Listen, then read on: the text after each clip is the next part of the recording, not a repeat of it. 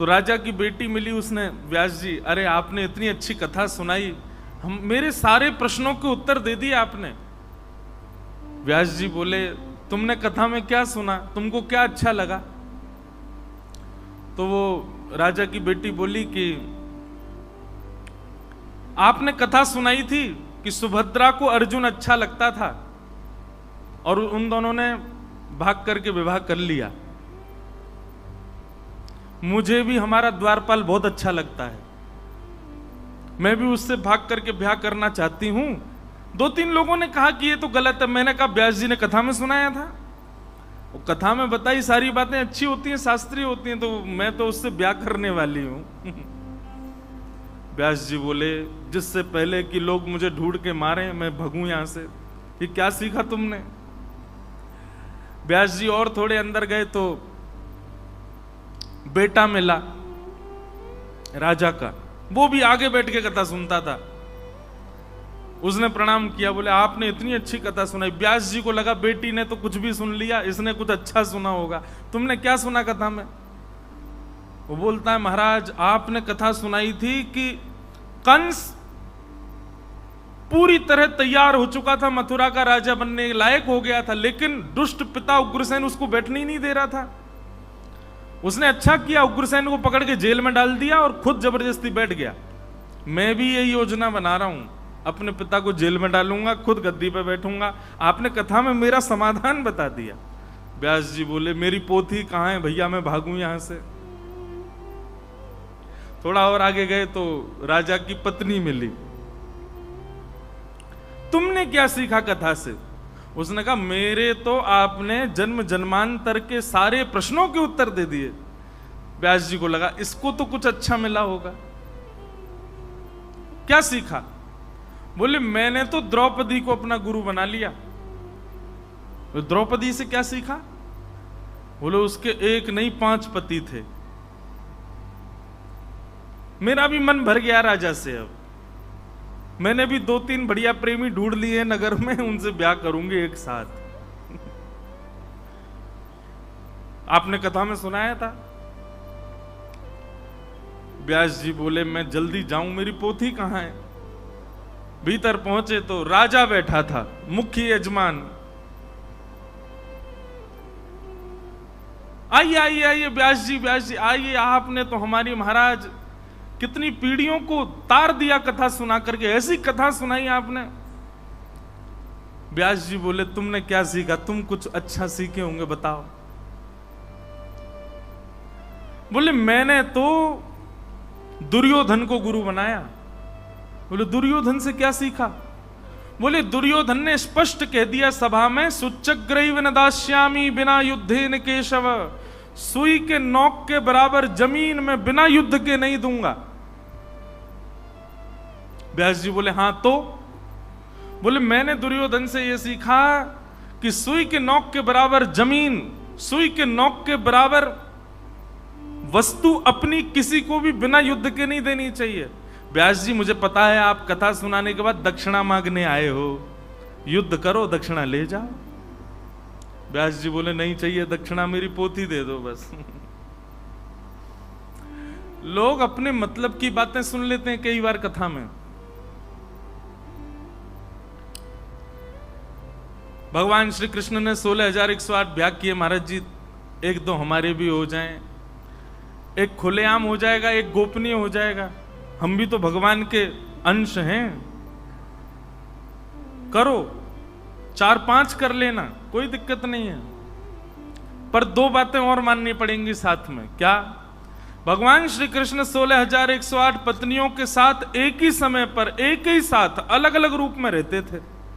आप भी रहो तो आपको मंजूर है। और दूसरी बात, भगवान श्री कृष्ण ने 11 वर्ष 56 दिन की आयु तक जितनी ब्रज लीला की, उसमें से कोई एक आपको भी करनी पड़ेगी।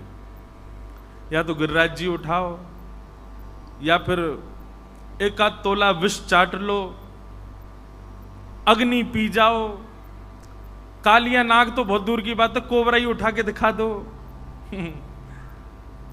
हम केवल अपने फायदे और अपने मतलब की बातें सुन लेते हैं कथा में। वक्ता की बातें हंस बन के सुनो। हंस मोती और हंस दूध चुगता है, ग्रहण करता है। जिससे मेरी भक्ति बढ़े, मैं ऐसी चर्चा सुनूं, ऐसे वार्ता सुनूं, ऐसे भाव सुनूं। तो श्रोता का दूसरा लक्षण हंस। श्रेष्ठ श्रोता का तीसरा लक्षण है चातक। हंस तीसरा हुआ। मीन माने मछली। मछली का स्वरूप कैसा है? आप चंद्रभागा में जाओ और मछली जी को कहो, हे मछली जी, आप चंद्रभागा नदी में रहती हो, नदी का पानी है, जल तो 10 रुपए 20 रुपए में आता है, इससे महंगा तो दूध होता है, चलो मैं तुमको दूध में रखूंगा। मछली को ले जाकर के मटका भर के दूध में धर दो, बोले इसमें रहो, ये महंगा है, और इससे बढ़िया छाछ में रहो, छाछ और बढ़िया लगती है।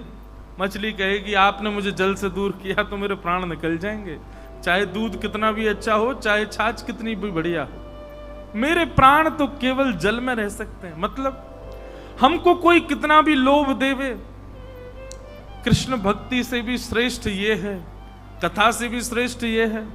अब पास में थिएटर है, मूवी लगी है, नई नई पिक्चर आई है, कोई बढ़िया देख के आते हैं, कथा तो सबको सुनने दो। अच्छा, एक चीज मेरे मन में कल आ रही थी, बहुत ध्यान से सुनना। कई लोगों को बोलते हुए देखा जाता है, कहां जा रहे हो? बद्रीनाथ ये कोई उम्र है तुम्हारी? तो कब जाएं बद्रीनाथ?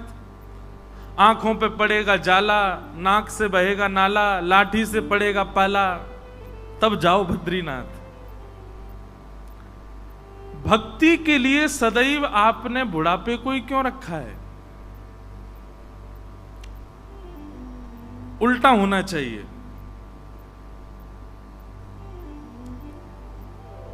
बाल्यकाल में भक्ति हो। कौमाराचरेत प्राज्ञो धर्मान भागवतान इह। श्री प्रहलाद जी महाराज कहते हैं भागवत जी में कि कुमार अवस्था से भक्ति करनी चाहिए। कुमार अवस्था किसको कहते हैं? ये 11 वर्ष के बाद धीरे धीरे बालक कुमार होने लगता है, 11-12 वर्ष के बाद। वैसे तो 14 वर्ष के बाद होता, पर अब जमाना बदल गया है। कुमार अवस्था से भक्ति होनी चाहिए। लोग बाग कहते हैं कि कथा सुनने का समय क्या? बोले बुढ़ापा। बद्रीनाथ जाने का समय क्या? बुढ़ापा। वृंदावन जाने का समय क्या? बुढ़ापा। नाम जप कब करना? बुढ़ापे में। उल्टा होना चाहिए।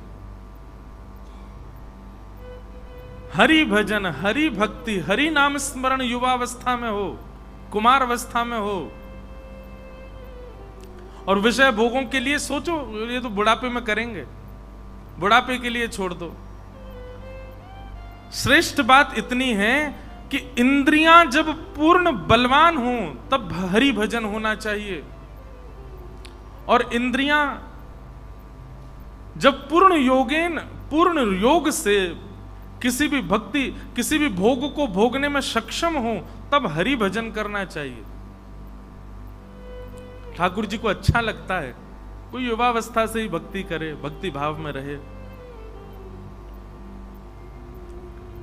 तो श्रोता का तीसरा लक्षण क्या है? मीन यानी कि मछली। उसको कथा के अलावा कुछ और, भारी भजन के अलावा, हरि भक्ति के अलावा कुछ और बताओ तो उसका मन ना लगे, नहीं मुझे तो यही रहना है, जैसे मछली पानी में रहती। और अंतिम है सुख यानी कि तोता। तोते का स्वभाव है, वो रट लेता है सुनी हुई बातों को। ऐसी श्रोता सुनी हुई कथा के प्रसंगों को रट ले, याद कर ले, जीवन में उतार ले, और जब भी इस लोगों के बीच में बैठे तो उसको सुना दे।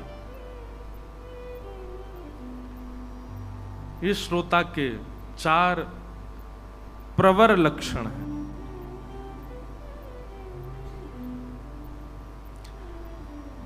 तो ऐसे श्रोता बनने का प्रयास करो, या तो सुख बनो, या हंस बनो, या मीन बनो, या चातक बनो। इनमें से कुछ बन सको तो ही आपको कथा समझ में आएगी, नहीं तो सब बाउंसर सिर के ऊपर से चले जाएंगे।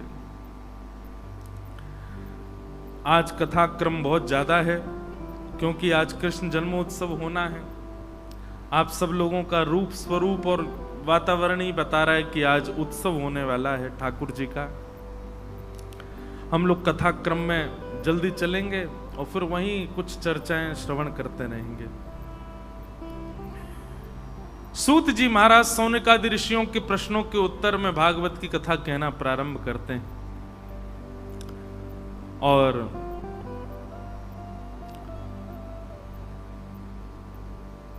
भाव बताते हुए वे बताते हैं कि ये भागवत की रचना कैसे हुई और क्यों हुई। बहुत ध्यान से सुनिएगा। इदं भागवतम नाम पुराणं ब्रह्म संहितं उत्तम श्लोक चरितं चकार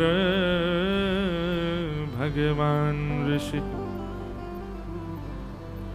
श्रीमद् भागवत जी की रचना वेदव्यास जी महाराज ने की है। क्यों की, कैसे की, ये सारा विवरण अब यहां बताया जा रहा है। बहुत ध्यान से सुनना।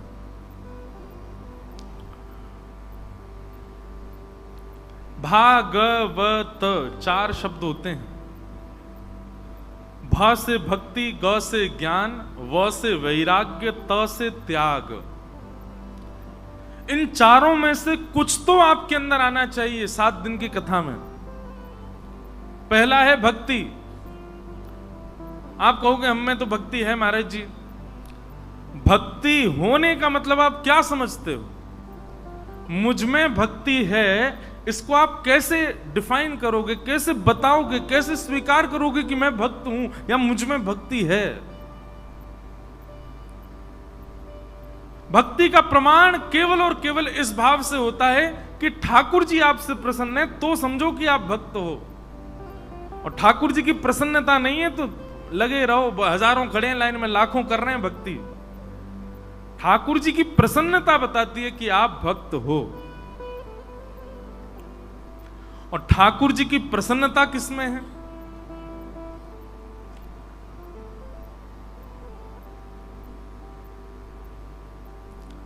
हरि भक्तों को देख करके आपको प्रसन्नता हो, हरि कथा सुनने में आपकी रुचि हो, हरि धामों में जाने की आपकी इच्छा हो, तो समझो कि हरि आपसे प्रसन्न है। समझ में आई बात? हरि दासों को देख करके आपको प्रसन्नता। आप एयरपोर्ट पर हो, आप रेलवे स्टेशन पर हो, आप बस स्टैंड पर हो, कहीं भी हो, और तभी आपको कोई हरि भक्त दिखाई दे जाए तो उस हरि भक्त को देख करके एक क्षण के लिए आप अपनी स्थिति भूल जाओ और प्रसन्नता में आनंदित हो जाओ। जैसे पंडरीनाथ भगवान के जैसे ही सामने आप पहुंचते हो, दोनों भुजाएं खड़ी हो जाती हैं, जय हो विठलनाथ की जय हो, पंडरीनाथ की जय हो। ठाकुर जी को देख करके जितनी प्रसन्नता होती है उतनी प्रसन्नता हरि भक्त को देख करके होवे। तो ये पहला लक्षण है इस बात का कि आपसे ठाकुर जी प्रसन्न है। कभी करके देखिए। आप फ्लाइट में जाते हो, एयरपोर्ट पर हो, और तभी आपको कोई हरि भक्त दिख जाए। हरि भक्त की पहचान क्या है? माथे पर उर्दपुंड होगा, गले में कंठी माला होगी, स्वरूप रूप वैष्णवों का सा होगा। समझ जाओ कि हरि भक्त है। और उस हरि भक्त से भले ही कुछ मत करो, समीप जाके एक बार जय श्री कृष्ण, राधे राधे कुछ तो बोलो, बस इतना ही करो, लेकिन प्रसन्न भाव में। आपको सुख मिलना चाहिए उसको देख करके। दूसरी बात, हरि कथा में रुचि होना, कथा के प्रति सजग होना, रुचि होना, यह भगवत प्रसन्नता का प्रतीक है। और तीसरा, जब भी भ्रमण का मन करे तो हरि जहां विराज रहे ऐसे स्थानों में जाने की रुचि होना, भाव मन में होना, यह भी हरि प्रसन्नता का प्रतीक है। ये 3 घटनाएं आपके साथ घटती हैं, ये 3 सिचुएशंस अगर आती हैं तो समझो हरि आपसे प्रसन्न है। हरिदासों को देख करके प्रसन्नता नहीं है, कथा में ज्यादा रुचि नहीं है और तीर्थों में जाने की ज्यादा इच्छा नहीं है, तो आप केवल और केवल पूजा कर रहे हो, श्रद्धा कर रहे हो, सुमन अर्पित कर रहे हो, ठाकुर जी उससे प्रसन्न नहीं है। हरि प्रसन्नता की ये 3 लक्षण।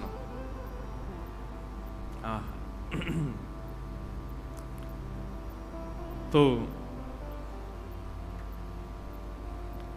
हरि प्रीत्यर्थे, हरि प्रसन्न हो,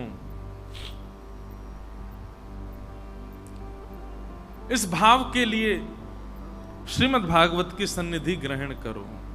भागवत तीनों में निपुण बनाती है। तो श्रीमद् भागवत की रचना हुई भक्ति, ज्ञान, वैराग्य और त्याग। तो सबसे पहला भक्ति यहां से सीख के जाना है। भक्ति यदि नहीं आएगी तो ज्ञान लेकर के जाना है। ज्ञान भी नहीं आया, ज्ञान का मतलब यहां पर नॉलेज नहीं है, ज्ञान का मतलब यहां पर विवेक, सद असद की पहचान। पहले दिन भी मैंने कहा था, भक्ति, ज्ञान और तीसरा है वैराग्य। वैराग्य का मतलब क्या होता है? वैराग्य का मतलब सब छोड़ करके साधु महात्मा बन जाओ, नहीं। वैराग्य का मतलब है कितनी भी भोग्य वस्तु सामने आ जाए लेकिन फिर भी आप अपने आप पर वशीकृत करके बैठे हो। रसगुल्ला सामने आ जाए, कुछ भी सामने आ जाए लेकिन फिर भी जिह्वा में पानी ना आवे, आप विचलित ना हो, उसको वैराग्य कहते हैं। मतलब वस्तु सामने है लेकिन आपकी इंद्रियां आपके वश में है, इसको वैराग्य कहते हैं। अब लोग अभी कल ही है एकादशी, परसों, हाँ 16 को एकादशी वाले दिन देखो, जिन लोगों की एकादशी होती है और जिनकी नहीं होती है, उन दोनों में बड़ा प्रेम भाव चलता है उस दिन। एकादशी वाले कहते हैं, भाई सुन, तो ये रोटी सब्जी मेरे सामने मत खा, उधर जाके खा कोने में, मुझे दिखाई मत दे। क्यों? तू दिखेगा तो मेरा मन करेगा। ये कोई एकादशी है? एक बात नोट डाउन कर लीजिएगा, व्रत करने पर, जप करने पर, कथा श्रवण करने पर और तीर्थ जाने पर यदि एक भाव की प्राप्ति नहीं होती है तो समझ जाइएगा आपका ये चारों करना व्यर्थ है। क्या क्या करने? व्रत करने पर, जप करने पर, नाम जप करने पर, तीर्थ में जाने पर और कथा श्रवण करने पर यदि आपको एक भाव की प्राप्ति, कौन सा भाव? प्रसन्नता। अगर प्रसन्नता नहीं है तो ये चारों काम मत किया कीजिए। व्रत करने में आपको प्रसन्नता होनी चाहिए। ऐसा नहीं कि ज्योतिषी महाराज आए, उन्होंने कह दिया कि तुम्हारा तो ये गड़बड़ चल रहा है, सोमवार के व्रत शुरू करो, तुम्हारा ये गड़बड़ चल रहा है, तुम बृहस्पतिवार का व्रत शुरू करो।